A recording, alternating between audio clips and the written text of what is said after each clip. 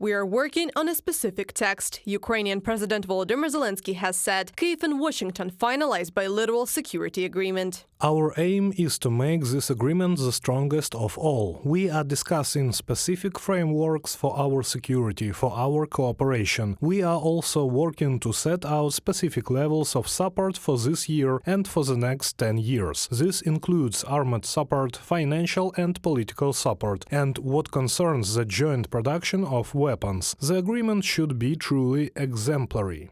Ukraine will become a NATO member, Alliance Security General Jens Stoltenberg said during his visit to Ukraine, but there is not much chance of receiving an official invitation already in the July summit. Therefore, the security agreement with the United States, as well as with other allies, are intended to operate during the transition period until Ukraine joins NATO. It is Ukraine's membership in this organization, in this defense alliance, that is the best guarantee of Ukraine's security. As far as I understand, today we are talking about concluding a bilateral international agreement with the United States for the period until Ukraine becomes a full member of NATO. The agreement between Kyiv and Washington will be valid for 10 years. This means that Ukraine will receive funds, weapons and intelligence from the United States for a specifically defined and rather long period of time. We are mainly interested in the end result. We are interested in the amount of assistance and the provision of it systematically, so that we can count on it, so that the provision of assistance is not sporadic but systematic, so that depending on the threats that exist and that unfortunately will arise in the future, we can firmly count on the assistance of the United States.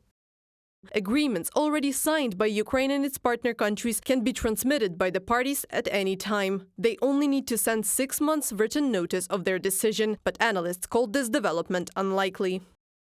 No other country in the world can provide the kind of security guarantees and assistance that the US can. In terms of financial, arms, diplomatic, intelligence and other assistance, America surpasses any other country in the world and even several other great powers combined. That is why we have no other choice but to negotiate and seek some formats for US support for our security.